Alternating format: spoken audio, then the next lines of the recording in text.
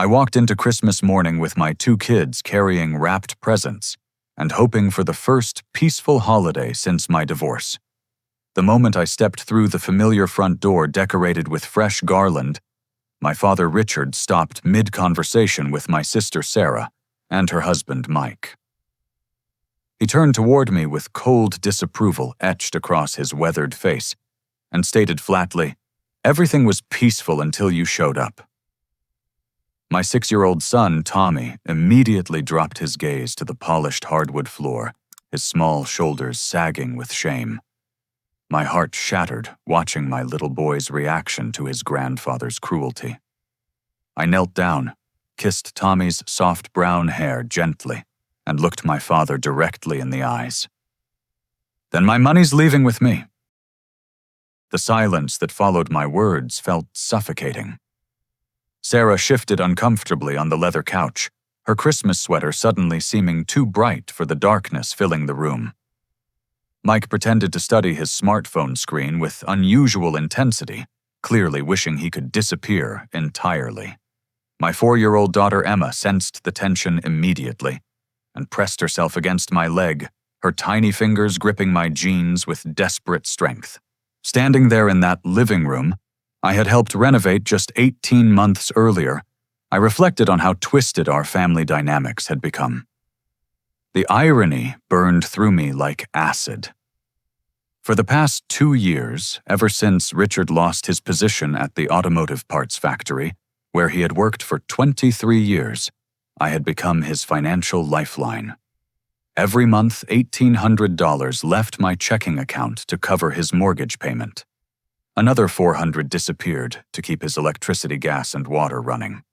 The property taxes, insurance premiums, and his prescription medications after his minor heart attack last spring all came from my construction management salary.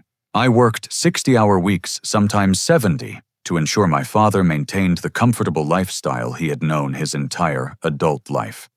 While I drove a 15-year-old pickup truck with 200,000 miles and worn seats, Richard enjoyed his 2,000-square-foot home with the new roof I had financed. The $12,000 repair bill had wiped out most of my emergency savings, but I had prioritized his shelter over my own financial security. Tommy stood frozen beside the Christmas tree, its twinkling lights reflecting off the tears forming in his young eyes. Emma continued clinging to me, her innocent mind unable to process why Grandpa was being mean to Daddy on Christmas morning. These children had already endured enough pain watching their mother struggle with addiction and their parents' marriage crumble. They deserved better than witnessing their grandfather's inexplicable hostility. The expensive gifts I had carefully selected lay in colorful piles beneath the tree. The 65-inch television I had purchased for Richard sat prominently in the corner, still in its original packaging. The gaming console for Tommy, the art supplies for Emma, the jewelry for Sarah, and the tools for Mike represented weeks of overtime work and careful budgeting. Every present reflected my desire to bring joy to our fractured family during the holiday season. But as I looked at my father's stern expression and my son's wounded posture, I realized that my generosity had somehow transformed into resentment. The man I had financially supported without question now treated my presence like a burden, my children like unwelcome intruders in a home I was literally paying to maintain. I began methodically gathering the presents I had brought, loading them back into their shopping bags with calm determination. Richard watched from his recliner, his jaw set in stubborn defiance, apparently believing I was making empty threats. Sarah finally spoke up, her voice barely above a whisper. "Jack, maybe we should all just calm down and enjoy Christmas together." I continued collecting gifts, my movements deliberate and unhurried. The new winter coats for the kids, the expensive bourbon for Richard, the spa gift certificate for Sarah. Each item represented hours of my labor sacrifices I had made willingly out of love and family obligation. Yet somehow my efforts had created an environment where my father felt entitled to humiliate me in front of my children. When I picked up the television box, Richard finally moved. He followed me toward the front door, his slippers shuffling against the hardwood floors I had helped refinish 2 summers ago. "What exactly do you think you're doing, Jack?" His question hung in the cold December air as I loaded the TV into my truck bed. Tommy and Emma watched from the doorway, confusion replacing their earlier excitement about Christmas morning. I had promised them a wonderful holiday with their grandfather, aunt, and uncle. Instead, they were witnessing the destruction of relationships they had counted on for stability. "I'm taking my gifts with me, Dad, along with everything else I've been providing." The realization began dawning in his eyes, but his pride prevented him from backing down. 20 years of being the family patriarch of making decisions and expecting compliance had not prepared him for this moment of accountability. Richard had spent months complaining about my presence at family gatherings, despite my financial contributions keeping his household afloat. He criticized my parenting, questioned my work ethic, and made subtle comments about my divorce being evidence of my character flaws. Yet when mortgage payments came due, when appliances needed replacing, when medical bills arrived, I remained his first phone call. The twisted dynamic had created a prison for both of us. I felt trapped by responsibility and guilt, while he felt diminished by dependence.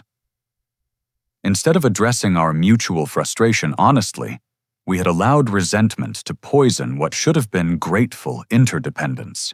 But watching Tommy's shame and Emma's fear crystallized everything for me. My children's emotional well-being mattered more than preserving a dysfunctional family peace. They needed to see their father standing up for dignity and respect, not accepting abuse for the sake of avoiding conflict. As I secured the television in my truck bed, Richard moved closer, his voice dropping to an urgent whisper. The reality of losing his financial support was beginning to penetrate his stubborn facade. "Now hold on just a minute, son." The conversation that followed in my father's driveway changed everything I thought I knew about our family relationships. What started as Richard demanding an explanation for my actions quickly transformed into revelations that left me reeling with betrayal and hurt. "You can't just take those presents and leave," Richard insisted, his breath visible in the frigid morning air. "The kids are expecting Christmas here. Sarah's been cooking since yesterday." I secured the last of the gifts in my truck and turned to face him fully. "The kids are expecting respect for their father, something you apparently can't provide. Respect." Richard's laugh was bitter and hollow. "You show up here acting like you own the place because you help out a little with the bills." "Help out a little?" The phrase hit me like a physical blow. "Dad, I pay your mortgage. I pay your utilities. I paid for your roof, your furnace, your medical expenses. I've kept you from losing this house." Sarah appeared in the doorway, still wearing her Christmas apron, her face pale with obvious distress. She walked toward us, slowly wrapping her arms around herself against the cold. "Jack, please don't leave. We can work this out." "Can we, Sarah, because I'm starting to wonder what exactly has been happening behind my scenes?" My sister's expression crumbled, and I knew immediately that she possessed information she had been hiding. The guilty look in her eyes confirmed suspicions I had been suppressing for months. "Tell him," I said quietly. "Tell me what's really been going on." Sarah glanced between Richard and me, clearly torn between loyalties. Richard's sharp look warned her to remain silent, but the tension had reached a breaking point where truth could no longer be contained. "Dad's been telling everyone that you're the problem," she finally whispered. "At Thanksgiving, when you couldn't make it because Emma was sick, he told all the aunts and uncles that you're an ungrateful deadbeat who only shows up when you need something." The words hit me like ice water. "What?" "He said you abandoned your kids with Jennifer and live irresponsibly. He told them you're always asking him for money and never contribute anything to the family." I stared at Richard, waiting for denial, for explanation for anything that would make sense of such blatant lies. Instead, he crossed his arms defensively and looked away. "He told Uncle Frank and Aunt Carol that you're a bad father who doesn't take care of his children properly." Sarah continued, her voice breaking. "Everyone's been avoiding you at gatherings because they think you're using the family."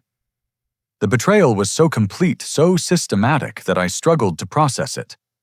For months, I had noticed extended family members being cooler toward me, conversations ending when I approached invitations coming less frequently. I had attributed their behavior to discomfort, with my divorce not deliberate poisoning of my reputation. "Why?" I asked Richard. "Why would you destroy my relationships with everyone?" "Because I'm tired of being treated like a charity case," he snapped back. "You think your money makes you better than everyone else. You think it gives you the right to judge how I live my life." "I never judged you. I helped you because I love you, because Mom made me promise to take care of you." At the mention of my mother, Sarah broke down completely. "That's the worst part, Jack. Mom specifically asked all of us to support each other after she was gone. She was so worried about Dad being alone about the family falling apart. She made you promise to help him financially because she knew you were the most stable. But she made me promise something too." I waited, dreading what was coming next. "She made me promise to make sure Dad appreciated your sacrifices and treated you with respect. I've failed her completely. I've watched Dad trash your reputation for months and said nothing because he threatened to cut me out of his will if I defended you." The manipulation ran deeper than I had imagined. Richard had not only lied about me to extended family members, but he had used financial threats to ensure Sarah's silence and compliance with his false narrative. Every family gathering for the past year. Sarah continued through her tears. "He's painted you as the villain. Uncle Frank asked me privately if it was true that you don't pay child support. Cousin Beth said she couldn't believe how selfish you had become since the divorce. Aunt Carol actually thanked Dad for being such a responsible grandfather, since you apparently weren't stepping up as a father. I thought about the confused looks, the shortened conversations, the way family members had gradually stopped, including me in holiday planning discussions. My own relatives had been convinced that I was a deadbeat dad who neglected his children and exploited his father's generosity. The truth is the complete opposite. I said, my voice steady, despite the fury building inside me. I have primary custody because Jennifer struggled with addiction during our marriage. I work double shifts to support my household and yours. I've sacrificed my own financial stability to ensure Dad never missed a mortgage payment or went without medication." Richard's face reddened with anger and embarrassment. Being confronted with the reality of his lies in front of Sarah stripped away his ability to maintain his false narrative. "You want gratitude for doing what any decent son should do," he demanded. "I want honesty. I want my children treated with kindness. I want my family to know the truth about what kind of father and son I actually am." Sarah was sobbing now, the weight of months of complicity crushing down on her. "I should have defended you. I should have told everyone the truth. But Dad said if I contradicted his stories, he would leave everything to charity and cut both of us off completely. Mike's been out of work, and we can't afford to lose our inheritance." The complete picture emerged like a photograph, developing in slow motion. Richard had weaponized his will, his house, and his influence to control the family narrative. He had systematically destroyed my reputation while benefiting from my financial support, creating a situation where I was both essential to his survival and resented for my role in maintaining his lifestyle. But the most devastating realization was yet to come. As Sarah wiped her tears and looked at me with desperate pleading, she revealed the information that would transform my protective instincts into something approaching rage. "Jack, there's something else, something worse." I braced myself, knowing that whatever came next would cross a line from which there would be no return. "Dad's been meeting with Jennifer." The words hung between us like a death sentence. I felt the blood drain from my face as the implications of what Sarah had just revealed began sinking in. Richard had been secretly meeting with my ex-wife, the woman whose addiction had destroyed our marriage and put my children at risk. "What do you mean he's been meeting with Jennifer?" I asked, my voice barely controlled. Sarah glanced at Richard, who had gone completely pale, his bravado evaporating as his most dangerous secret was exposed. "Tell me everything," I demanded. "Right now." "He's been calling her for months," Sarah admitted. "Ever since you got primary custody, he told her he could help her get the kids back if she wanted to try again." I felt like someone had punched me in the chest. The custody arrangement had been traumatic for everyone involved, but it had been necessary. Jennifer's drinking had escalated to the point where she was passing out while watching the children. I had found Emma alone in the bathtub while Jennifer slept off a bender in the bedroom. The judge had awarded me primary custody with supervised visitation for Jennifer until she completed treatment and maintained sobriety. "Hey, what?" I whispered. "Dad told Jennifer that you're financially unstable and emotionally abusive to Tommy and Emma. He said he would testify that you don't take proper care of them, that you leave them alone too often, that you don't feed them properly."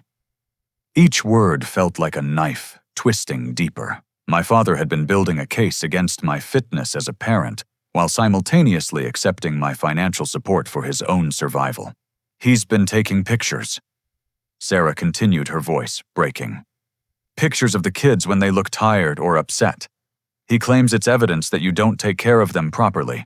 Last weekend when you brought them over after Tommy's soccer game, he took photos of them looking sweaty and dirty, and said it proved you don't maintain their hygiene." I remembered that afternoon. Tommy's team had played in muddy conditions, and both kids had been exhausted from running around in the heat. They had been happy and excited to tell their grandfather about the game, but I had noticed Richard acting strangely, stepping away to use his phone several times. "He's been coaching Tommy too," Sarah whispered, and this revelation hit me the hardest of all. Teaching him to say negative things about living with you. Asking him leading questions about whether Daddy ever makes him sad or scared. Suddenly, everything about Tommy's recent behavior made horrible sense. The 6-year-old had become withdrawn and anxious over the past few weeks, asking strange questions about whether I loved him, whether he was being good enough, whether he was going to have to go live with Mommy again. I had attributed his emotional regression to normal post-divorce adjustment, but it had actually been the result of systematic psychological manipulation by his own grandfather. "Jennifer is scheduled to file for full custody the day after Christmas," Richard said quietly, speaking for the first time since Sarah had begun revealing his schemes.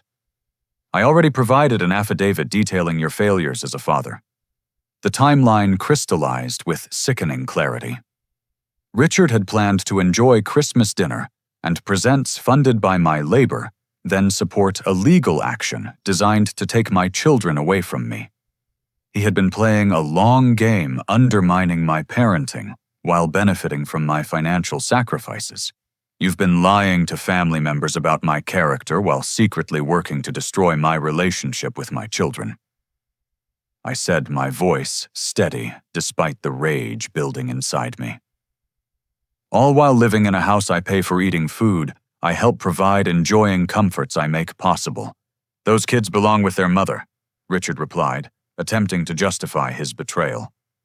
"A man who can't even maintain his own marriage shouldn't be trusted with children." The cruelty of that statement delivered on Christmas morning while my confused children waited inside revealed the depth of Richard's resentment and manipulation. He had weaponized my divorce, my financial struggles, and even my children's well-being to serve his psychological need to regain control and superiority in our relationship. I looked at Tommy through the window, still standing beside the Christmas tree, with his head down and Emma pressed against the glass, watching us argue. These innocent children had become pawns in their grandfather's twisted game of revenge against imagined slights and wounded pride. "Jennifer agreed to this?" I asked Sarah. "She's scared," Sarah admitted. "Dad convinced her that you're planning to move far away and prevent her from seeing the kids. He told her you've been saying terrible things about her to Tommy and Emma, turning them against their mother." More lies, more manipulation. The truth was that I had been encouraging the children to maintain a loving relationship with Jennifer while she worked on her sobriety. I had never said anything negative about their mother in their presence, understanding how damaging that would be to their emotional development. Richard had created fictional grievances on both sides, convincing Jennifer that I was alienating the children from her, while simultaneously building a case that I was an unfit father. His scheme required him to be the solution to problems he had invented, positioning himself as the concerned grandfather, protecting everyone from my supposed failures. "The filing is scheduled for tomorrow," I asked. "Thursday morning." Richard confirmed. Jennifer's lawyer believes the affidavit and photographs provide sufficient evidence for an emergency custody modification. I thought about the legal fees, the trauma to the children, the potential damage to their sense of security and stability. Even if Jennifer's petition failed, the process would put Tommy and Emma through another painful evaluation of their living situation. They would be questioned by social workers, possibly separated from me temporarily, definitely forced to confront the instability of their family structure once again, all because their grandfather had chosen to destroy their father rather than appreciate his sacrifices. But as I stood there in the cold morning air, absorbing the full scope of Richard's betrayal, I realized something crucial had shifted inside me. The man who had raised me, who had taught me about responsibility and family loyalty, had systematically violated every principle he had claimed to represent. He had forfeited any right to my protection, my support, or my consideration. The time for preserving false peace at any cost was over. My children needed to see their father fight back against injustice regardless of who was perpetrating it. I pulled out my phone and began scrolling through my contacts, looking for my bank's customer service number. "What are you doing?" Richard asked, suddenly nervous. "I'm calling my bank," I replied calmly. "It's time to cancel some automatic payments." What happened next was the most decisive 15 minutes of my adult life. Standing in that driveway with my phone pressed to my ear, I systematically dismantled the financial foundation that had enabled Richard's betrayal and manipulation. First National Bank Customer Service, this is Amanda. How can I help you today? I need to cancel several automatic payments immediately. I said, my voice calm and professional, despite the emotional storm raging inside me. Richard's expression shifted from defiance to alarm as he realized I was serious about cutting off his financial lifeline. He reached for my phone, but I stepped away, maintaining my conversation with the bank representative. I need to cancel the automatic mortgage payment to Richard Thornton account number. I rattled off the information from memory, having set up these payments during a moment of crisis 2 years earlier, when Richard had been facing foreclosure. Sir, I see that payment is scheduled to process tomorrow, December 26th. Would you like me to stop that payment as well? Yes, cancel that one and all future payments to that account. Richard was frantically gesturing, mouthing the word no repeatedly. But I continued methodically destroying the financial arrangements that had kept his comfortable lifestyle intact.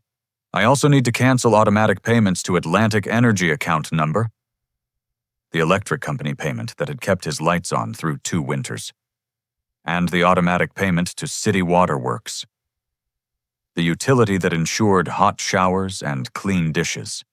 Sarah watched in growing horror as she began calculating the financial implications. Without my support, Richard would default on his mortgage within 30 days, lose his utilities within 2 weeks, and face immediate financial catastrophe. Finally, I need to cancel the automatic payment to First Credit Union for vehicle loan number, the car payment for the sedan Richard drove to his doctor appointments and grocery shopping. All payments have been canceled successfully, Mr. Thornton. Is there anything else I can help you with today? That's everything. Thank you for your assistance. I ended the call and immediately opened my banking app to confirm the cancellations. 6 automatic payments that had totaled nearly $3,000 monthly were now terminated. Money that had been leaving my account for 24 consecutive months would now remain available for my children's needs and my own financial recovery. Richard stared at my phone screen as I showed him the confirmation numbers for each cancellation. The reality of his situation was beginning to penetrate his shock and denial. "You can't be serious about this," he said, his voice shaking. "I can't afford those payments on my own. You should have thought about that before you decided to destroy my relationship with my children," I replied. "Let me break down exactly what you've been taking for granted." I pulled out a small notebook from my truck's glove compartment, where I had been tracking the family expenses for tax purposes, and began reading the figures aloud. Monthly mortgage payment $1,825. Electric bill average $215. Gas bill average $130. Water and sewer $78. Car payment $349. That's $2,797 every single month. Sarah did quick mental math and gasped. Jack, that's over $33,000 a year! Closer to $34,000, awesome, I confirmed. Plus, the one-time expenses. The roof repair last spring, $12,400. The furnace replacement 18 months ago, $8,200. The medical bills after your heart episode, $6,700. New appliances, when the kitchen flooded, $4,900. The numbers painted a stark picture of financial dependence that Richard had somehow convinced himself to forget or minimize. He had been living far beyond his unemployment benefits and Social Security income, maintaining a middle-class lifestyle entirely through my subsidies. I've also been covering the property taxes, I continued, $4,600 annually. Homeowner's insurance, $2,800. Even your prescription medications that Medicare doesn't cover, roughly $200 monthly. Richard was becoming visibly pale as the mathematical reality of his situation sank in. Without my support, his monthly expenses exceeded his income by more than $2,000. He would be facing immediate financial collapse. Over the past 2 years, I estimate I've provided you with approximately $85,000 in direct support, I said. Money I earned working overtime, sacrificing my own financial security, deferring maintenance on my own home, driving a 15-year-old truck, and limiting my children's activities to keep you comfortable.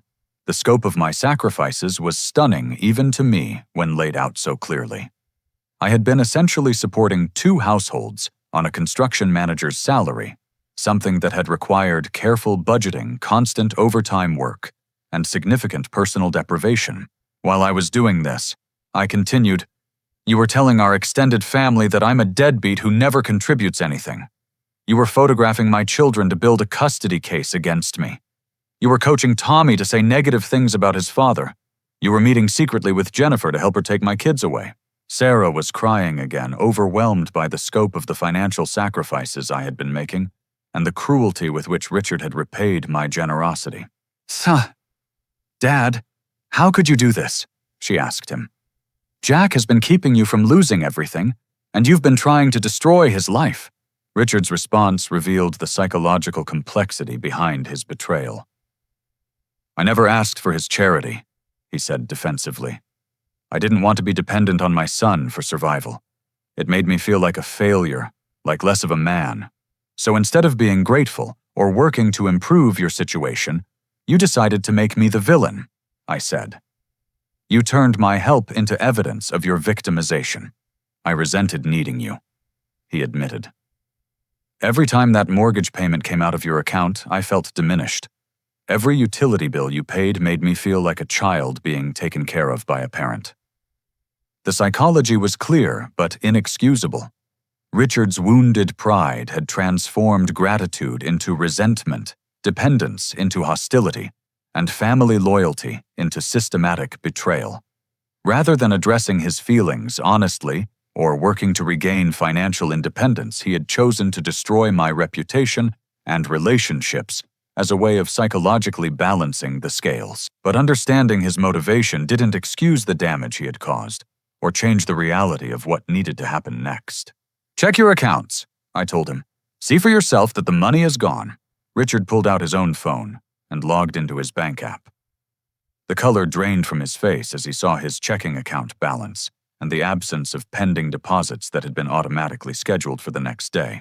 Jack, please, he said, his voice breaking. I can't survive without your help. I'll lose the house, the car, everything. You'll lose exactly what you were willing to cost me, I replied. My children, my reputation, my peace of mind, my relationship with our extended family. The reversal was swift and complete. The man who had been humiliating me in front of my children 30 minutes earlier was now begging for the financial mercy he had been taking for granted while actively sabotaging my life. But his financial panic was only the beginning of the reckoning that was about to unfold. The decision to expose Richard's lies to our extended family was spontaneous but necessary.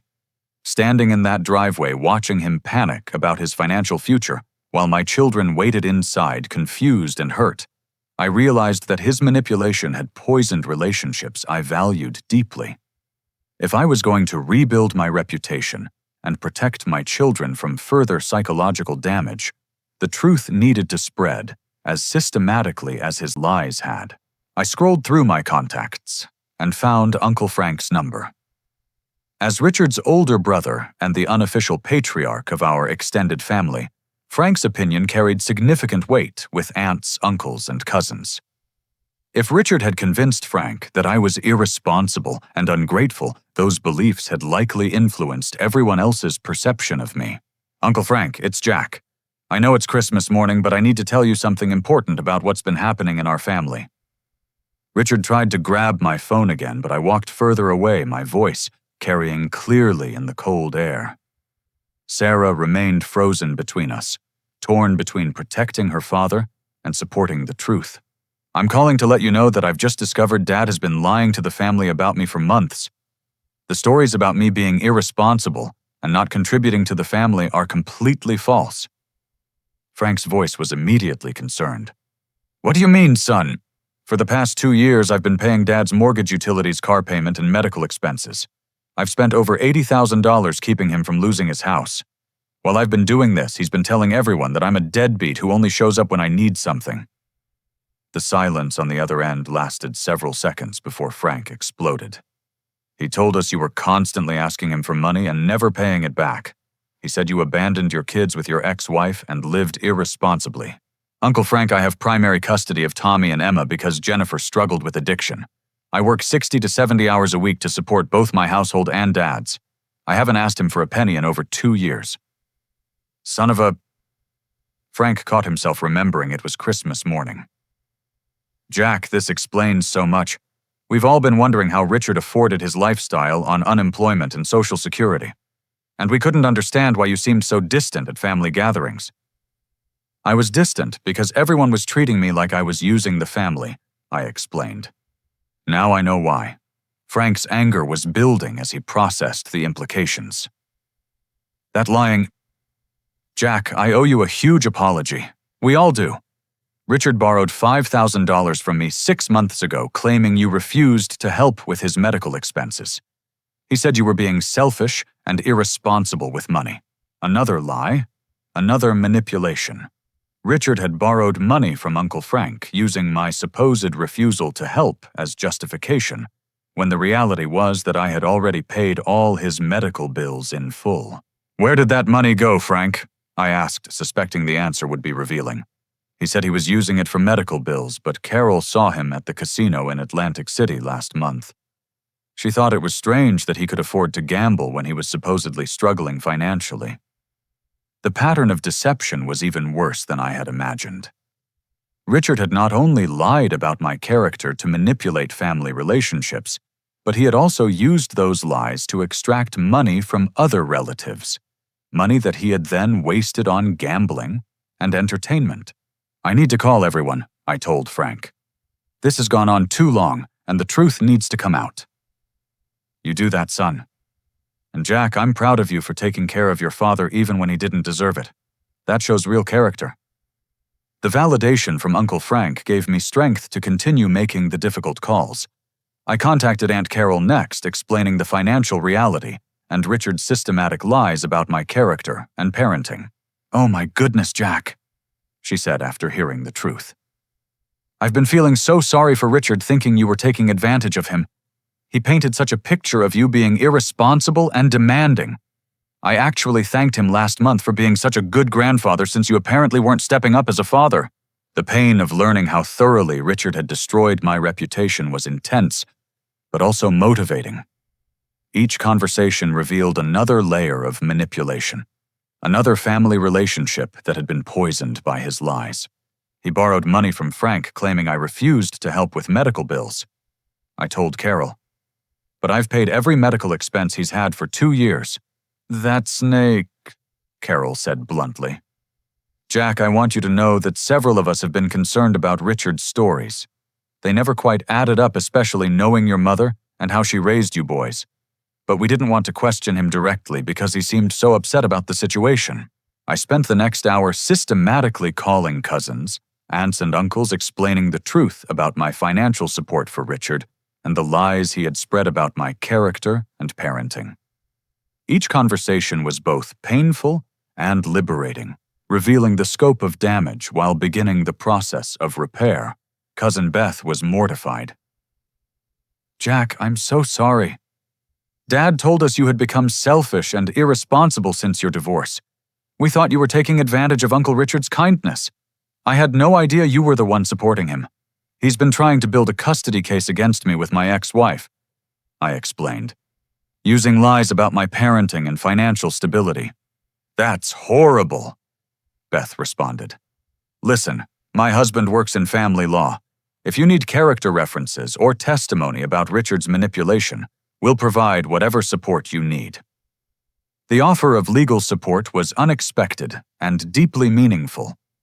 As I continued making calls, similar offers emerged from family members who felt guilty about their treatment of me and angry about Richard's deception.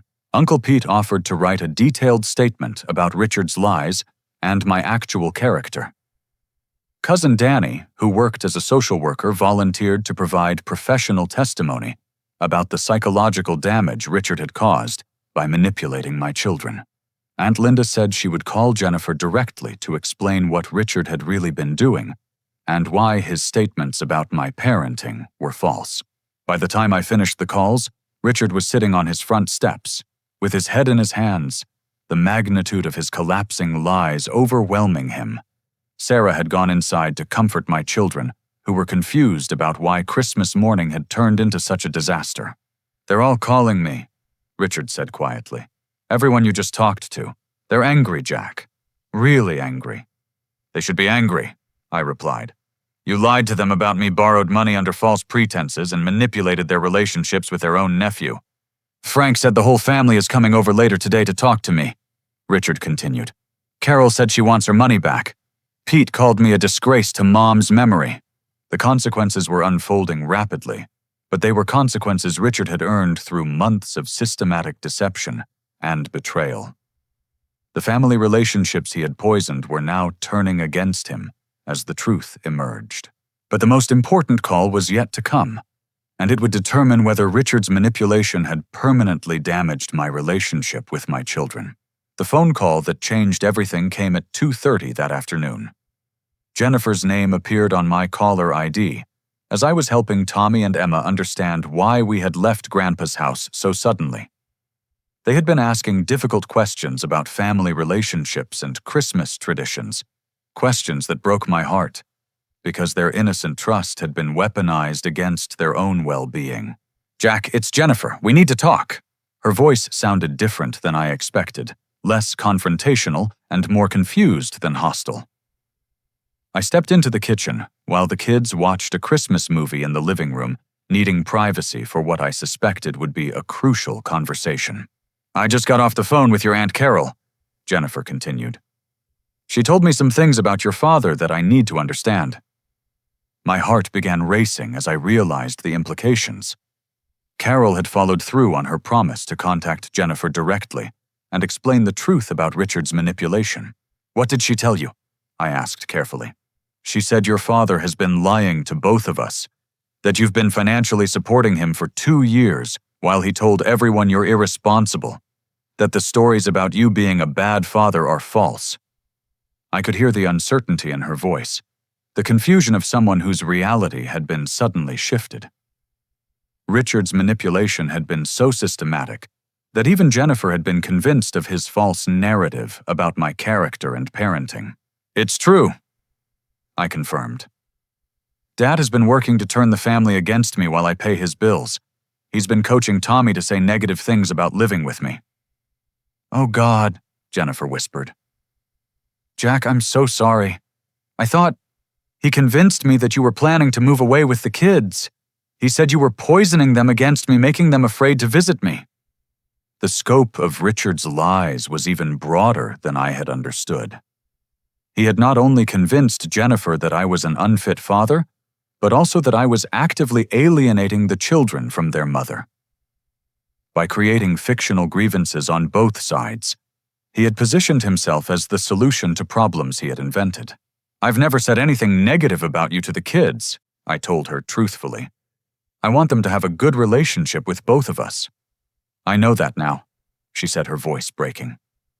Your aunt explained how hard you've been working to support your father while taking primary custody after my drinking got out of control. She said you've been encouraging the kids to love me even when it would have been easier to turn them against me. The conversation revealed how thoroughly Richard had manipulated both of us, convincing Jennifer that I was her enemy, while simultaneously building a case that I was an unfit parent. His scheme required us to remain suspicious and hostile toward each other, rather than working together for our children's benefit. The custody filing, I said. Carol told you about that? I'm not filing anything, Jennifer said firmly. Jack, I was so confused and scared by what your father was telling me that I almost made a terrible mistake. But I know you're a good father. I know those kids are safe and happy with you. The relief was overwhelming. Richard's most dangerous scheme had collapsed before it could destroy my relationship with my children. Jennifer's decision to trust the truth over his manipulation meant that Tommy and Emma would not be subjected to another traumatic custody battle. He showed me pictures, Jennifer continued. Photos of the kids looking tired or upset, claiming it was evidence that you don't take care of them properly. But Carol helped me understand that he was documenting normal childhood moments and twisting them into evidence of neglect. The soccer game last weekend, I said understanding. He took pictures of them after they'd been playing in the mud. That's exactly right. He showed me those photos and said it proved you don't maintain their hygiene or supervise them adequately. But they were just kids who had been playing sports and having fun. The psychological manipulation had been sophisticated and cruel, taking innocent moments of childhood activity and reframing them as evidence of parental failure. Richard had understood that Jennifer's guilt about her own struggles with addiction would make her particularly susceptible to accusations about my parenting. There's something else, Jennifer said. He's been calling me for weeks, asking leading questions about whether you've ever seemed angry or impatient with the kids. He was trying to get me to remember negative interactions that he could use as ammunition. Did you give him anything he could use? I asked, worried about what Jennifer might have said during Richard's psychological fishing expeditions. No, because there wasn't anything to give him, she said. Jack, even during our worst times, even when I was drinking and our marriage was falling apart, I never saw you be anything but patient and loving with Tommy and Emma. That's why his accusations never quite made sense to me. The validation meant everything. Despite the pain of our divorce and her own struggles, Jennifer had maintained an honest assessment of my character as a father. Richard's manipulation had confused and frightened her, but it had not completely overcome her direct knowledge of my parenting. I want to do something to help fix this, Jennifer continued. Your father's lies could have destroyed our kids' stability and security. They could have put them through another traumatic custody evaluation for no reason except his twisted need for revenge. What do you want to do? I asked. I want to call him directly and tell him that I know he's been lying. I want him to understand that his manipulation failed, and that you and I are going to work together to protect our children from his psychological games. The idea of Jennifer confronting Richard directly was both appealing and concerning. His desperation was escalating as his lies collapsed, and desperate people often made dangerous decisions. Be careful, I warned her. He's losing everything right now. His financial support is gone, the family knows he's been lying, and his schemes are falling apart. People in that situation can become unpredictable.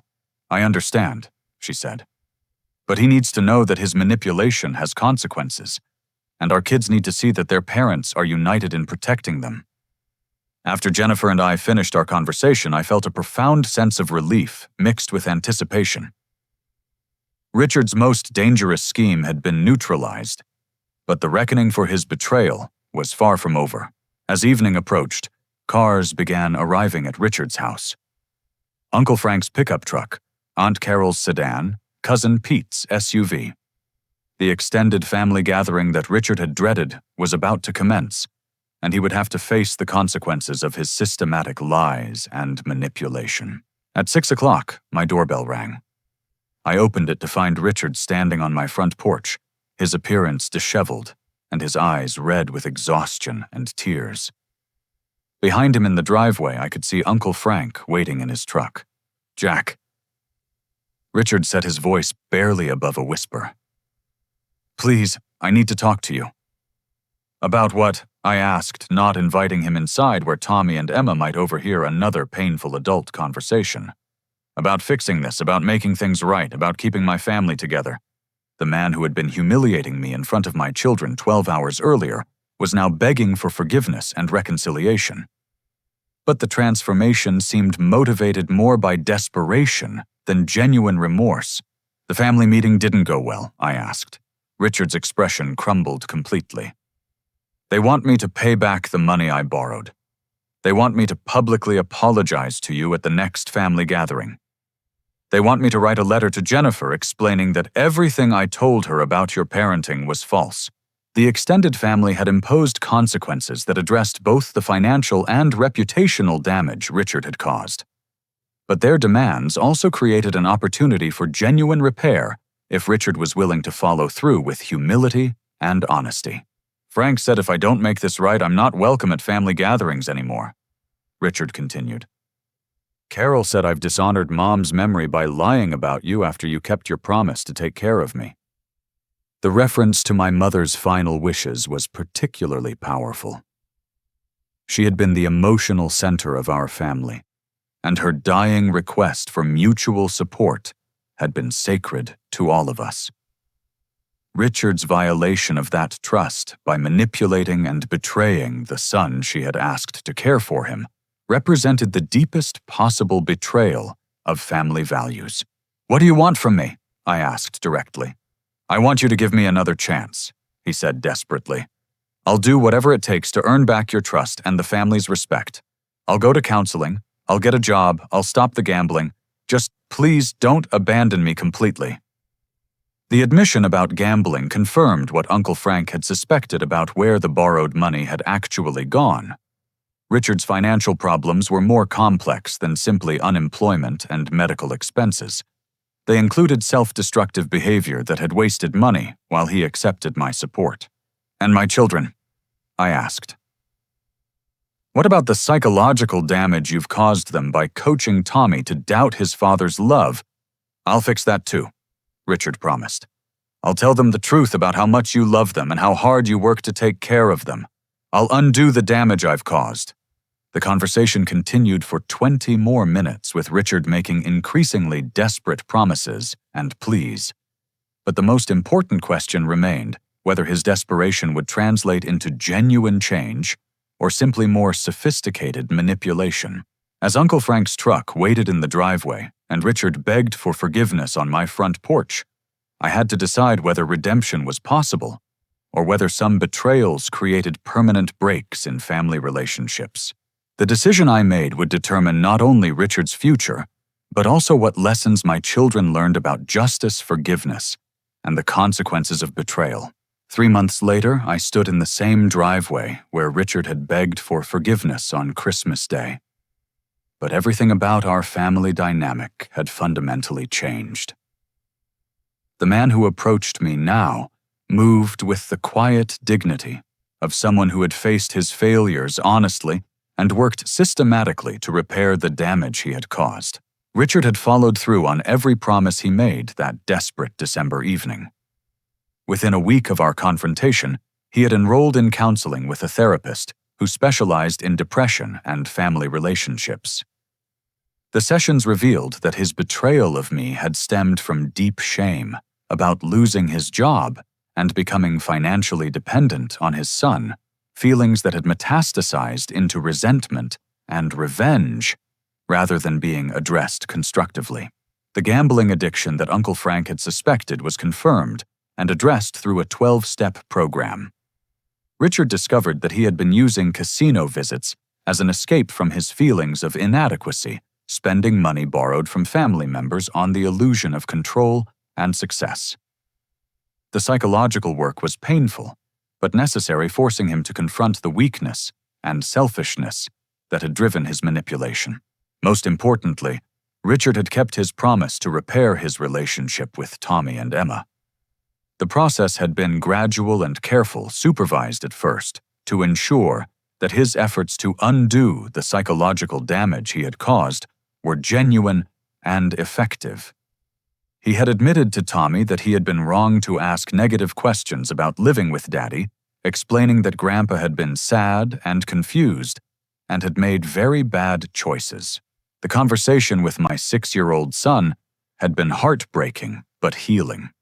Tommy had been carrying guilt and confusion about the divided loyalties Richard's coaching had created, wondering if loving Grandpa meant he had to criticize Daddy, or if defending Daddy meant he was betraying Grandpa.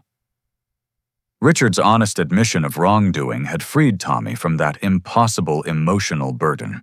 Richard had also written the letter to Jennifer that the family had demanded, formally retracting every accusation he had made about my parenting and acknowledging the systematic lies he had spread.